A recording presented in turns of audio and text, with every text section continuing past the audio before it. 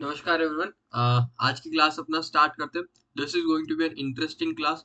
Class का अपना time duration आज का बहुत छोटा रहेगा। अगर करें आज की क्लास का अपना टारगेट क्या रहेगा, जो प्राइमरी मार्केट वाला अपना पोर्शन चल रहा है करें वो कंप्लीट हो जाएगा। विच मीन्स कि क्लास 10th के लिए तो चैप्टर नंबर 3 कंप्लीट हो जाएगा आज। एंड क्लास 11th के लिए जो प्राइमरी मार्केट वाला पूरा पोर्शन था वो खत्म हो जाएगा। नेक्स्ट लेक्चर से हम सेकेंडरी मार्केट वाला पोर्शन स्टार्ट करने वाले हैं करें। तो लास्ट टॉपिक जो बचा अपना प्राइमरी मार्केट वाला सेगमेंट में, which is very very practical. And तुम बुक के परस्पेक्टिव से देखोगे तो थोड़ा हाई लेवल का कॉन्सेप्ट यहाँ पे हम डिस्कस करने वाले हैं। प्रैक्टिकली बहुत यूजफुल कॉन्सेप्ट है, तुमको रियल लाइफ में बहुत देखने को मिलता है, right. Which is like the concept is की फॉरेन कैपिटल। कॉन्सेप्ट क्या अपना फॉरेन कैपिटल। फॉरेन कैपिटल का क्या मतलब है कि तुमको इंडिया के बाहर से पैसा लेना है तो तुम कैसे उठा सकते हो। सी, इंडिया के अंदर तुमको पैसा लेना है तो तुम कैसे पैसा ले सकते हो। तुम अपनी कंपनी के शेयर्स इश्यू कर सकते हो और पैसा ले सकते हो, राइट। अपने को तुम कंपनी के तुम बॉन्ड्स या फिर डिबेंचर्स ये इश्यू कर सकते हो और पैसा ले सकते हो, राइट। इंडिया में किसी कंपनी को पैसों की रिक्वायरमेंट तो मेनली उसके पास दो सोर्स रहते हैं। पहला, वो अपनी कंपनी के शेयर्स इश्यू करे मार्केट में और पैसे ले सकती है। दूसरा, वो कंपनी के बॉन्ड्स या फिर डिबेंचर्स, दोनों सेम ही चीज है, इश्यू करके क्या कर सकती है, पैसे ले सकती है, राइट। दोनों के अंदर ये चीज अपने अवेलेबल है। नाउ, अभी हमको क्या करना है, इंडिया के बाहर से पैसे उठाना है। तो अपने पास क्या क्या तरीके अवेलेबल है उसको इस टॉपिक के अंदर अपने को डिस्कस करना है। पहले एक बार टॉपिक बता भी देता हूँ। फॉरेन कैपिटल इशुएंस, ये अपना टॉपिक चल रहा है। पहले एक बार कंसेप्चुअली इसको समझते हैं, फिर मैं एक बार बुक के ऊपर आता हूँ, राइट। बिकॉज डायरेक्टली आपको बुक से पढ़ाऊंगा तो आपको थोड़ा सा डिफिकल्टी रहेगा। ठीक है, चलो तो यहाँ पे एक बार इसको कंसेप्चुअली पढ़ते हैं। तो इंडिया के अंदर तुमको पैसे उठाने के ये दो तरीके हैं ना। यही तुमको अभी तुमको फॉरेन बाहर की कंट्री से पैसा उठाना है तो क्या अपने पास तरीके रहेंगे वो देखते हैं। First of all the question comes कि हमको इंडिया के बाहर से पैसे लेने क्यों। इंडिया के अंदर क्या पैसों की कमी है क्या? यस, बिल्कुल इंडिया के अंदर पैसों की कमी है, करेक्ट। तुम इंडिया के बाहर की कंट्रीज देखोगे, डेवलप्ड कंट्रीज जैसे यूएस है, यूरोप है, जापान है, राइट। ये कुछ कंट्रीज है जो बहुत डेवलप्ड कंट्रीज है। इन कंट्रीज के अंदर बहुत ज्यादा पैसा अवेलेबल है करके, राइट। यदि आपको बड़ा अमाउंट चाहिए करके तो आप क्या कर सकते हो, वहां पे जाके अपना पैसों की रिक्वायरमेंट फुलफिल कर सकते हो। वहां पे आपको लो कॉस्ट के अंदर क्या मिल जाएगा, पैसों की फंडिंग मिल जाएगी, राइट। जैसे तुम देखोगे इंडिया में तुम लोन लेने जाते हो करके, राइट, बॉन्ड्स डिवेंचर्स इश्यू करते हो, तो वहां पे तुमको इंटरेस्ट रेट देना पड़ता है 8%, 10%, 12%, इतना इंटरेस्ट रेट देना पड़ता है, right? वही तुम देखो कि कंट्रीज लाइक जापान, जहाँ पे तुमको 2-3% इंटरेस्ट के ऊपर लोन वगैरह मिल जाता है। एंड तुम अपना कंट्री लाइक अपना यूएस या फिर यूरोप वगैरह देखोगे तो वहाँ पे आपको 4-5% इंटरेस्ट रेट पे आपको लोन मिल जाएगा। तो इतना डिफरेंस रहता है अपने इंडिया के अंदर एंड वहाँ पे। उसका रीजन में ना, इंडिया अपना एक क्या है, ग्रोइंग इकोनॉमी है, राइट। अपना यहाँ पे पैसों की डिमांड बहुत ज्यादा है। पैसे इतने हैं नहीं जितने पैसों की डिमांड है। जबकि वो यूएस एंड वो सब क्या डेवलप्ड कंट्रीज है, वहां पे सब कुछ डेवलपमेंट हो रखा है। तो वहां पे पैसों की डिमांड इतनी नहीं है, तो वहां पे थोड़ा इंटरेस्ट रेट कम रहता है, राइट। तो ये रीजन है कि हम बाहर की कंट्री से जाके पैसा उठाते हैं। तो अपने पास दो तरीके बताए, वैसे तो तीन तरीके होते हैं बट अपने बुक के अंदर दो ले रखे तो मैं दो ही डिस्कस करता हूँ, राइट। चलो यार, तीसरा है just for the understanding purpose कर ही लेते हैं। वैसे भी अपना आज लेक्चर छोटा ही होने वाला है, तो थोड़ा तीसरा वाला भी पढ़ते हैं। देखो, पहला तरीका तो तुम शेयर इशू करते हो, दूसरा बॉन्ड्स वाला। तीसरा क्या कर सकते हो, तुम बैंक से लोन लेते हो। क्या करते हो, बैंक से लोन लोगे वगैरह। ये तीसरा वाला तरीका ना एक्चुअली आपके क्लास 12th में तो है बट क्लास 11th और 10th में नहीं है ना। अभी सेम चीज तुमको करना पड़ेगा फॉरेन कंट्री के अंदर। फॉरेन कंट्री में भी तुम जाके क्या कर सकते हो, अपनी कंपनी के शेयर्स इशू कर सकते हो। तुमको पैसे चाहिए तो तुम फॉरेन कंट्री में जाओ, जैसे इंडिया में शेयर्स इशू करते हो वैसे फॉरेन कंट्री के अंदर भी अपनी कंपनी के शेयर्स इशू करो और उसके बदले में पैसे तुमको मिल जाएंगे। बट इसके लिए हमने नाम थोड़ा अलग दिया बिकॉज थोड़ा प्रोसेस भी इसका अलग होता है, राइट। यूएस में जाके यदि तुम अपनी कंपनी के शेयर्स इशू करते हो और पैसे लेते हो तो उसको हम बोलते हैं क्या, अमेरिकन डिपॉजिटरी रिसिप्ट। क्या बोलते हैं, American depository receipt. Other than US, कोई भी कंट्री के अंदर जाके यदि तुम अपनी कंपनी के शेयर्स इशू कर रहे हो तो उसको हम बोलते हैं क्या, जीडीआर, ग्लोबल डिपॉजिटरी रिसिप्ट। क्या, ग्लोबल डिपॉजिटरी रिसिप्ट। जनरली या तो तुम यूएस में जाओगे तो वहां पे एडीआर बोलेंगे इसको। एंड अदर देन यूएस तुम यूरोप की कंट्रीज में जाते हो, लंदन में, लग्जमबर्ग में, इन कंट्रीज में जाके तुम पैसा उठा सकते हो, राइट। तो उसको हम क्या बोलेंगे, जीडीआर बोलने वाले। आई होप ये तुमको क्लियर है, राइट। ये क्या होता है थोड़ा इनको और डिटेल में समझेंगे, पहले अभी एक बार बेसिक्स देख रहे हैं। वही बॉन्ड्स वगैरह तुमको चाहिए। देखो, एक और यहाँ पे इंपॉर्टेंट फीचर ध्यान रखना, बिकॉज हम यहाँ पे पैसा का फॉरेन कंट्री से उठा रहे हैं, तो फॉरेनर्स लोगों के पास कोई इंडियन रुपीज थोड़ी होगा। वो तो अपनी करेंसी में तुमको लोन देंगे।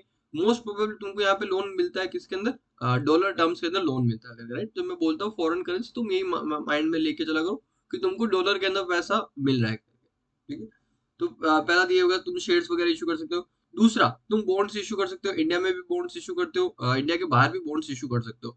इंडिया के बाहर यदि तुम बॉन्ड्स इशू करके पैसा लेते हो तो उसको हम बोलते हैं क्या? Foreign currency convertible bonds. क्या बोलेंगे? Foreign currency convertible bond. India के बाहर तुमको एक special type of bond issue करना पड़ता है, कन्वर्टेबल बॉन्ड्स, राइट? वो क्या होता है, अगेन इसको डिस्कस करने वाले, बट अभी के लिए तुम समझो इतना ही कि इंडिया के बाहर यदि तुम बॉन्ड्स वगैरह इशू करते हो तो उसको हमने ये नेम दिया, फॉरेन करेंसी कन्वर्टेबल बॉन्ड।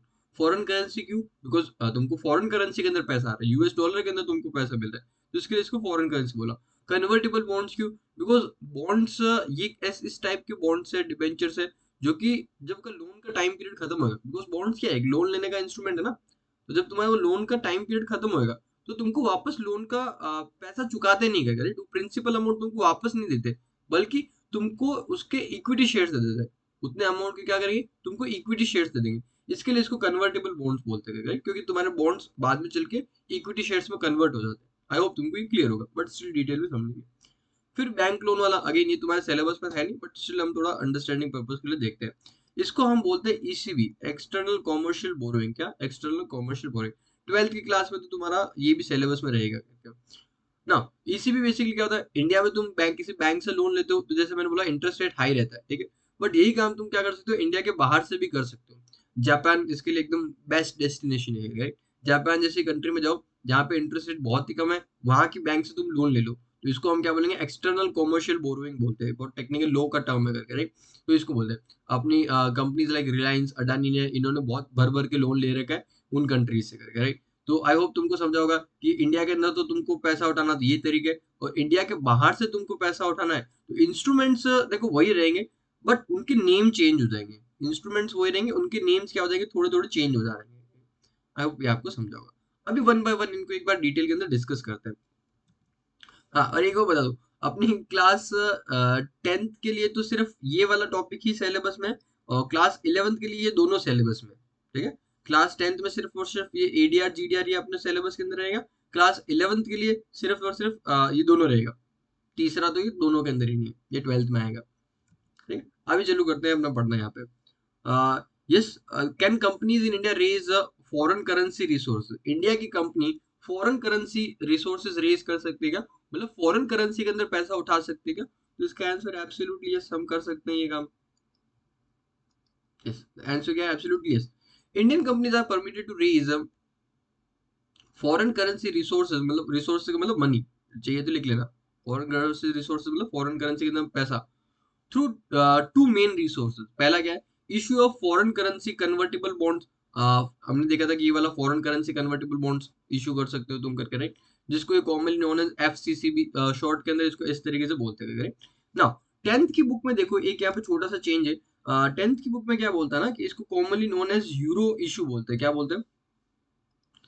जो एफसीसीबी है, फॉरेन करेंसी कन्वर्टेबल बॉन्ड्स है ना, इसको बोलता है commonly known as euro issue, which is right. ये सही बोला, 10th की बुक एक्चुअली गलत नहीं बोल रही है, बट थोड़ा जिस तरीके से उसके अंदर लिखा है ना वो थोड़ा प्रॉपरली नहीं लिखा। मैं तुमको बता देता हूँ यूरो इशू होता क्या है बेसिकली। किसी भी तरीके से यदि तुम फॉरेन कंट्री से पैसा उठाते हो ना तो उसको कॉमनली हम बोलते हैं यूरो इशू।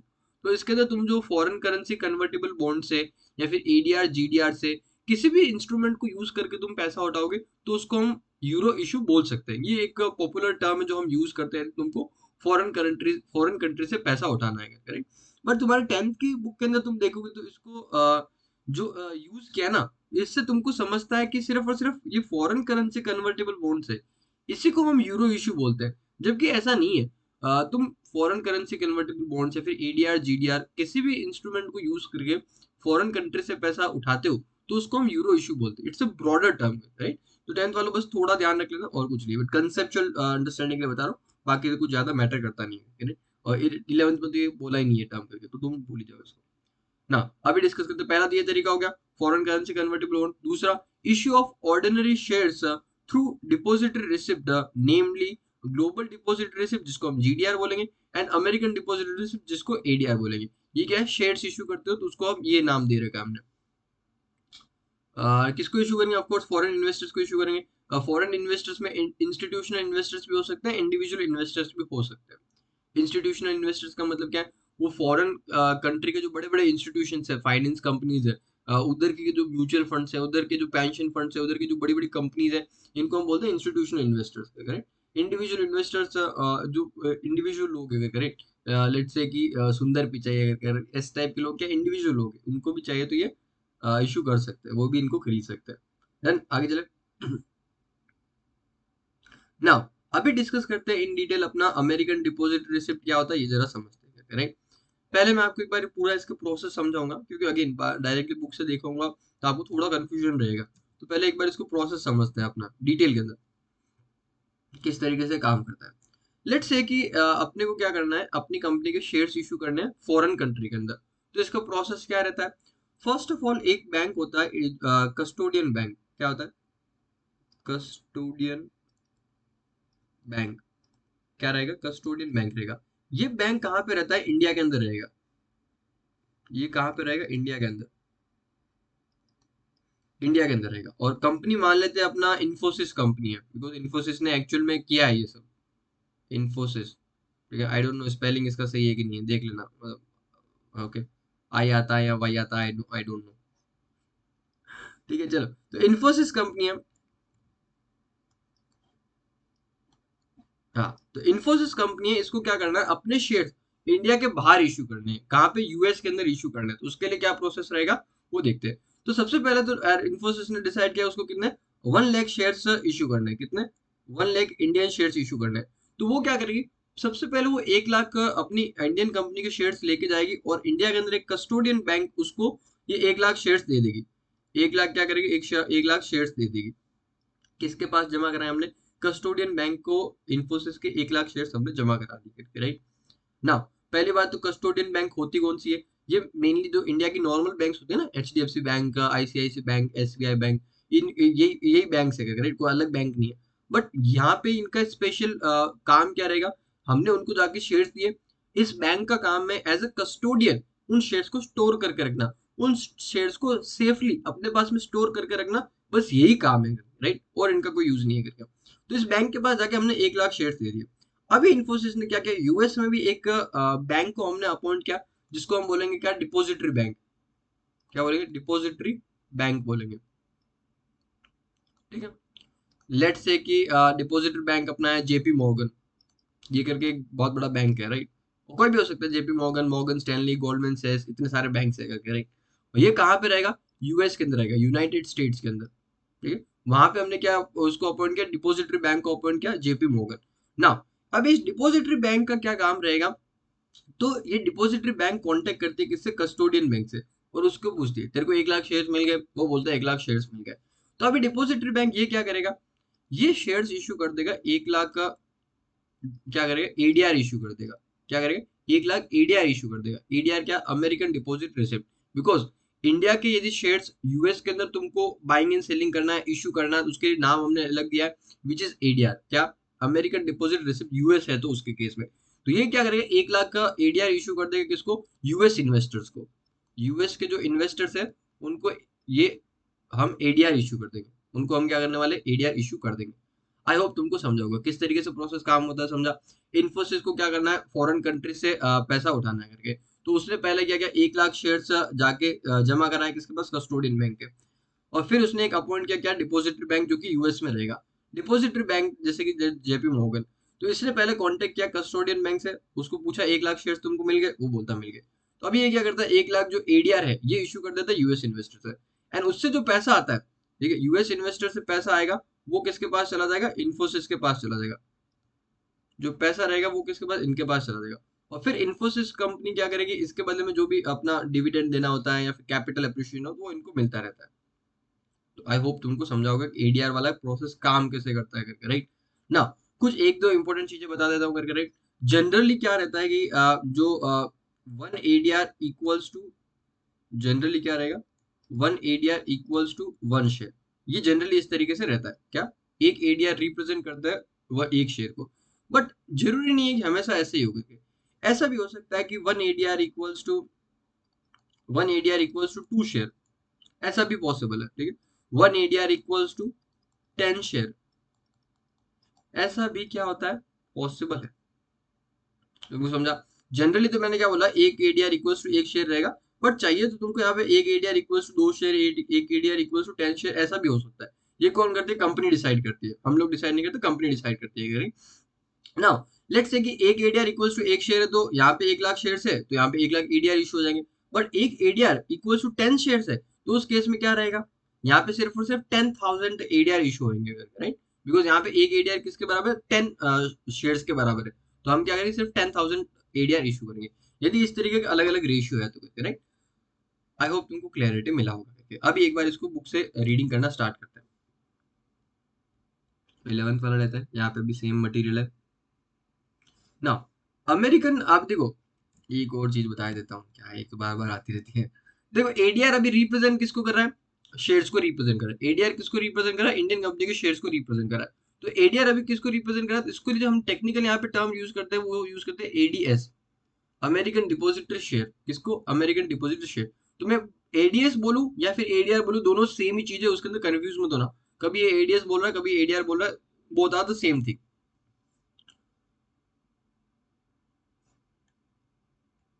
यस, तो टॉपिक अपना स्टार्ट करते हैं, ये वाला। An American depository receipt is a physical certificate evidencing ownership of American depository share. ADR किसको रिप्रेजेंट करता है? ADS को, American Depository Share को रिप्रेजेंट करता है। The term is often used to refer ADS themselves. ये ADS को ही refer करता है। ADR बेसिकली ADS को ही रेफर करता है, American Depository Service। इसके लिए मैंने बोला था दोनों सेम चीज है, यदि कभी ये यूज करेगा, कभी वो वर्ड यूज करेगा, उससे कंफ्यूज नहीं होने का ना। What is an ADS? American depository share क्या है, या फिर अमेरिकन डिपोजिट रिसिप्ट क्या है? दोनों सेम चीज है। मैं इसको चाहिए तो आपको एडीआर भी लिख लो, क्योंकि पॉपुलरली जो है ना बेटा, एडीएस नहीं बोलते, इसको एडीआर करके हम रेफर करते हैं, राइट? पॉपुलरली तुमको ये वर्ड ज्यादा देखने को मिलेगा। An American depository share (ADS) is a US dollar denominated form of equity ownership in a non-US company. Again जैसे मैंने बोला, यहाँ पे फॉरेन करेंसी के अंदर ले रहे हैं, यहाँ पे यूएस डॉलर के अंदर लिखेंगे। और एडिया स्पेसिफिकली किसके लिए बना है? सिर्फ और सिर्फ यूएस के लिए बना है, correct? Other than US country है तो हम वहां पे कौन सा वर्ड यूज करते हैं? जीडीआर वर्ड यूज करते हैं। प्रोसेस एकदम सेम रहता है, बस यूएस है तो वहां पे एडीआर वर्ड यूज करेंगे, अदर देन यूएस है तो वहां पे जीडीआर वर्ड यूज करते हैं, करेक्ट? नॉन यूएस कंपनी, क्योंकि यहाँ पे क्या रहेगा, अपने केस के अंदर इंडियन कंपनी रहेगा जो कि पैसा वहां से उठा रही है। It represent the foreign shares of the company held on deposit by the custodian bank in the company's home country अपने केस में इंडिया रहेगी, and carries the corporate and economic rights of the foreign shares subject to terms specified on the ADR certificate। ये जो line है, इसका simple सा मतलब है कि जो ओरिजिनल शेयर्स रहेंगे, जो कंपनी शेयर्स इशू करी है, उसके ओरिजिनल शेयर्स वो कस्टोडियन जो बैंक रहेगी उसके पास में डिपॉजिट रहते हैं इन दी होम कंट्री। जो कि हमने देखा था कि होम कंट्री जो रहेगा उसके अंदर हमने ओरिजिनल शेयर्स दिए थे इन्फोसिस के।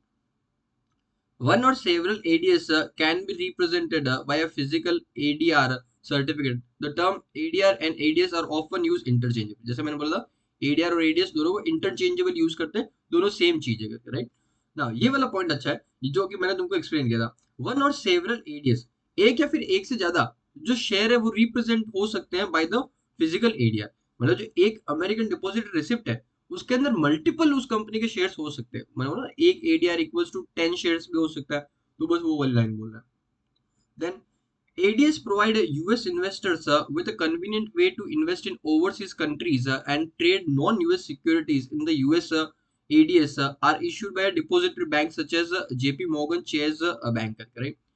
एडीआर यूएस इन्वेस्टर्स के लिए क्या फैसिलिटी देता है?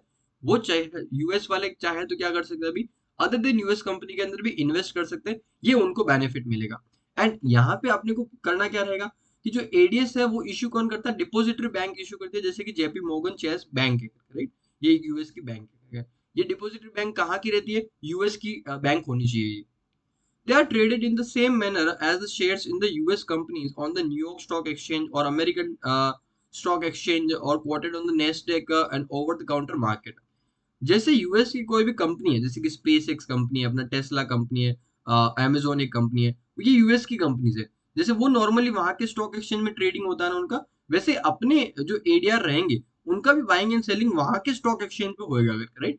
वहां के स्टॉक एक्सचेंज कौन कौन से है? वहां पे एक न्यूयॉर्क स्टॉक एक्सचेंज है, जैसे अपने इंडिया में यहाँ पे नेशनल स्टॉक एक्सचेंज है, बॉम्बे स्टॉक एक्सचेंज है, वहीं पे वैसे ही वहां पे क्या है? न्यूयॉर्क स्टॉक एक्सचेंज है, अमेरिकन स्टॉक एक्सचेंज है करके, एक नेस्डेक भी है करके, ये भी एक स्टॉक एक्सचेंज है जहाँ पे सिर्फ और सिर्फ जो आईटी कंपनीज है उनका बाइंग एंड सेलिंग होता है, सिर्फ और सिर्फ आईटी कंपनीज का बाइंग एंड सेलिंग होता है, राइट। इनके अंदर तो सबका बाइंग एंड सेलिंग होता है, आईटी कंपनीज एंड अदर भी। नेस्डेक में सिर्फ आईटी कंपनीज का बाइंग एंड सेलिंग होता है। And over the counter market, over the counter market का मतलब जो फिजिकल मार्केट होता है करके, राइट, स्टॉक एक्सचेंज पे नहीं, फिजिकल मार्केट के अंदर भी तुम क्या कर सकते हो, बाइंग एंड सेलिंग कर सकते हो, अपना एडीआर एडीएस इनका बाइंग एंड सेलिंग कर सकते हो ना। Although ADS are US dollar denominated security and pay dividend in the US dollar, they do not eliminate the currency risk associated with the investment in a non-US company. This is very very interesting point, conceptual point. मैं आपको थोड़ा समझाने की कोशिश करता हूँ करके, right. Let's say कि $1 इक्वल्स टू कितना है, 90 रुपीज है। कितना, $1 इक्वल्स टू 90 रुपीज है। और इस सिचुएशन में यदि इंडिया की जो इन्फोसिस कंपनी है वो क्या करती है कि अपना डिविडेंड डिक्लेयर करती है, $1 इक्वल्स टू क्या, 90 रुपीज है। तो इस सिचुएशन में इंडिया के ने डिविडेंड डिक्लेयर किया, इंडियन कंपनी ने डिविडेंड डिक्लेयर किया। कितना, डिविडेंड डिविडेंड डिविडेंड डिक्लेयर किया कितना, 90 रुपीज का डिविडेंड डिक्लेयर किया। अज्यूम करते हैं जस्ट एन एग्जाम्पल, राइट। $1 का प्राइस कितना है, 90 रुपीज, और डिविडेंड कितना डिक्लेयर किया इन्फोसिस ने, लेट से 90 रुपीज का डिविडेंड डिक्लेयर किया। तो जो यूएस में बैठा इन्वेस्टर है उसको कितना पर शेयर कितना डिविडेंड मिलेगा, तो पर शेयर उसको मिलेगा $1 मिलेगा। पर शेयर कितना मिलेगा, $1 मिलेगा। बट सिचुएशन सेम रखते हैं, और अभी क्या, $1 का प्राइस लेट से कि बढ़ के 100 रुपये हो गया। $1 का प्राइस बढ़ के कितना हो गया, 100 रुपये हो गया। और डिविडेंड अभी भी कितना है, सिर्फ 90 रुपीज ही है। डिविडेंड कितना, अभी भी 90 रुपीज ही है। बट यूएस में जो इन्वेस्टर बैठा उसको तो डॉलर टर्म्स में मिलेगा। तो एक बात बताओ, अभी उसको $1 मिलेगा या फिर $1 से कम मिलेगा, उसको $1 मिलेगा या फिर $1 से कम मिलेगा। तो आंसर है करेक्ट, उसका आंसर है उसका लेस देन $1 उसको मिलेगा, लेस देन $1 उसको मिलेगा, राइट। बिकॉज यहाँ पे क्या हुआ ना, अपना जो इंडियन रुपीज है, करेक्ट, उसका वैल्यू गिर गया करके। पहले एक डॉलर अपना 90 रुपीज हुआ करता था, अब $1 खरीदने के लिए अपने को 100 रुपए देना पड़ता है। तो बेसिकली अपने इंडियन जो करेंसी है उसका वैल्यू गिर गया। तो यहाँ पे हालांकि हमने डिविडेंड तो सेम ही दे रहे हैं, पहले सिचुएशन में भी 90 रुपए दे रहे, दूसरे सिचुएशन में भी 90 रुपए ही दे रहे, बट यूएस के अंदर जब वो इन्वेस्टर बैठा है उसको यहाँ पे डॉलर टर्म्स में क्या मिलेगा, थोड़ा कम पैसा मिलेगा उसको। पहले सिचुएशन में $1 पूरा मिल रहा था, दूसरे सिचुएशन में उसको लेस देन $1 मिल रहा है, दूसरे सिचुएशन में उसको लेस देन $1 मिल रहा है करके। इसको हम क्या बोलते हैं, करेंसी रिस्क बोलते हैं। क्या बोलते हैं, करेंसी रिस्क बोलते हैं। करेंसी रिस्क क्यों, बिकॉज देखो कंपनी ने डिविडेंड तो सेम ही दिया ना दोनों सिचुएशन के अंदर, बस यहाँ पे और फिर भी वो एंड के अंदर उसको इन्वेस्टर को थोड़ा कम डॉलर मिल रहा है। उसका रीजन क्या है, क्योंकि करेंसी जो है वो उसके अंदर प्राइस में चेंज आया, इंडियन करेंसी की वैल्यू जो है वो कम हो गई। ये इसको क्या बोलेंगे हम, करेंसी रिस्क बोलते हैं। आई होप तुमको समझा होगा, अच्छे से एग्जाम्पल लेके मैंने बताया तुमको ना। अभी आगे चले, व्हाट इज एडीएस, ये हो गया करना ना। अभी क्लास 10th के लिए चैप्टर खत्म, इतना ही था अपनी क्लास 10th के अंदर। तो आप लोग जा सकते हैं आराम से, आराम करो। नेक्स्ट अभी लेक्चर के अंदर मिलेंगे चैप्टर नंबर 4 के साथ में। क्लास अरे सॉरी सॉरी, जस्ट एक सेकंड एक सेकंड। यहाँ पे अपना जो जीडीआर है ना, ये भी तुम्हारे सिलेबस में 10th के अंदर है, तो इसको क्विकली पढ़ते हैं। हालांकि कंसेप्ट वही है जो कि हमने एडीआर में पढ़ा था, राइट।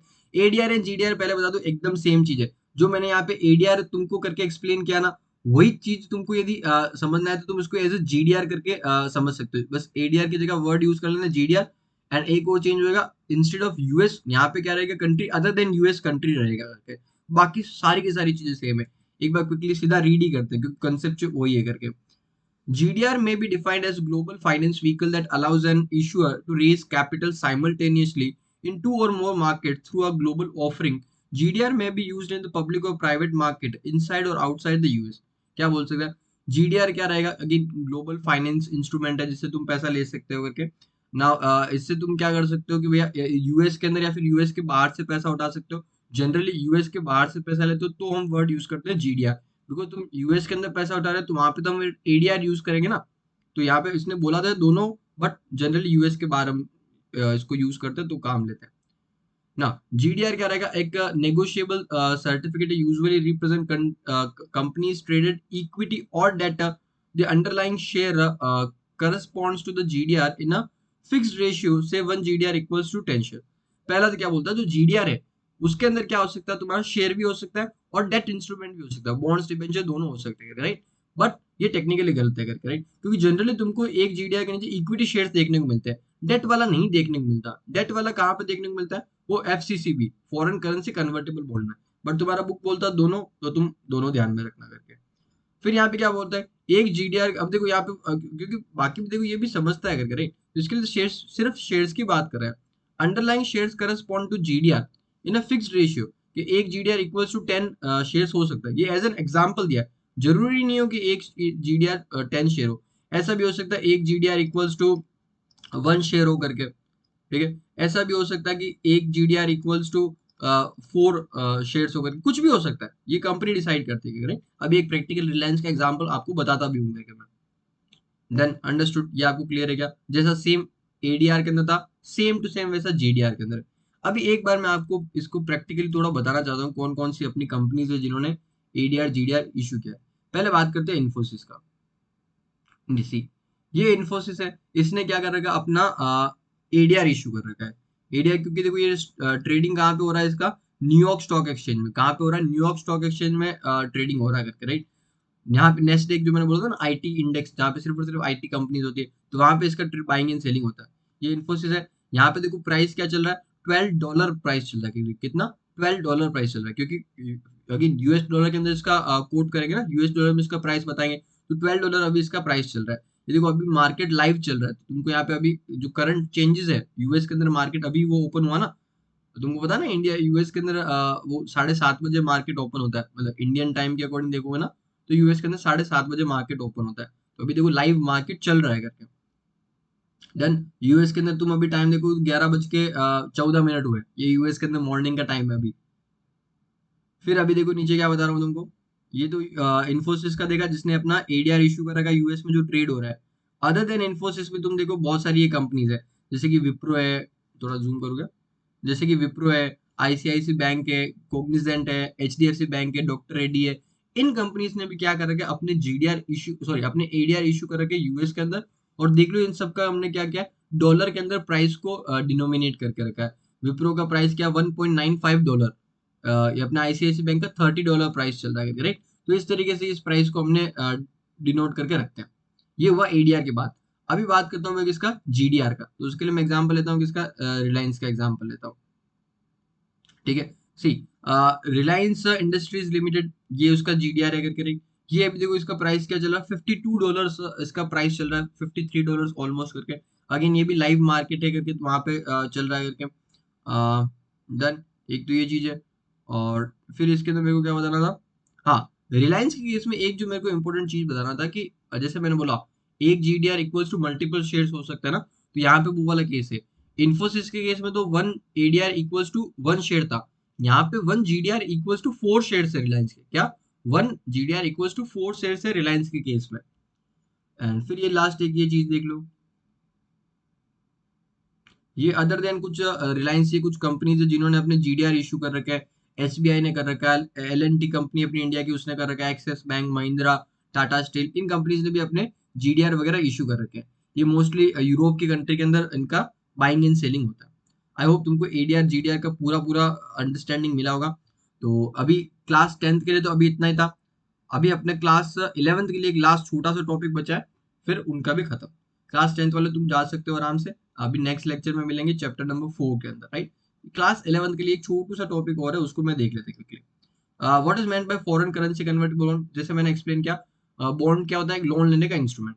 तो उनको तुम वो इंस्ट्रूमेंट इशू करते हो, बॉन्ड्स इशू करते हो, उसके बदले में तुमको फॉरेन करेंसी में क्या मिलेगा, लोन मिलेगा। तो इसके लिए हम वर्ड यहाँ पे यूज करते हैं फॉरेन करेंसी। कन्वर्टिबल बॉन्ड्स क्यों बोलते हैं? क्योंकि जब तुम्हारा लोन का टाइम खत्म होगा, तो उसको हम लोन का पैसा वापस नहीं चुकाते। जो प्रिंसिपल अमाउंट है वो वापस नहीं चुकाते, बल्कि जितना अमाउंट है उतने अमाउंट के हम क्या करते हैं, उनको इक्विटी शेयर्स दे देते हैं। तो इसके यहाँ पे बेसिकली हो क्या रहा है, इनिशियली तो ये बॉन्ड्स था जो कि कन्वर्ट हो गया एंड में कहाँ पे, इक्विटी शेयर्स के अंदर। तो इसके लिए हम इसको क्या बोलते हैं, कन्वर्टेबल बॉन्ड्स बोलते हैं। और इसमें कुछ नहीं है।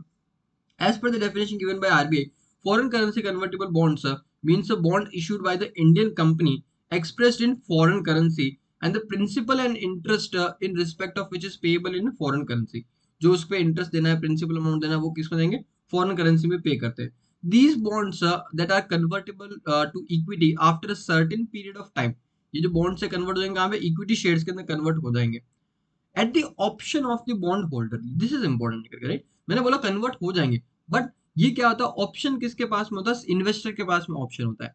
इन्वेस्टर चाहे तो बॉन्ड को कन्वर्ट करके इक्विटी शेयर्स ले सकता है, और वो चाहे तो बोलेगा कि नहीं मेरे को कन्वर्ट नहीं करना, मेरे को तो तुम पैसा दो, तो उसको हम पैसा देंगे, जो वो बोलेगा जो उसको बेनिफिशियल लगेगा वैसा हम काम करेंगे। ये ऑप्शन किसके पास में होता है, होल्डर के पास में, इन्वेस्टर के पास में ऑप्शन होता है। These are issued in international markets by Indian company obviously. ठीक है, तो बस इतना ही था करके 10th और 11th के लिए आज का लेक्चर यहीं पे खत्म करते हैं। नेक्स्ट क्लास में हम क्या करेंगे, सेकेंडरी मार्केट को इन डिटेल में इसका डिस्कशन हम चालू करेंगे, राइट। तो आज की क्लास के लिए इतना ही, see you in the next class.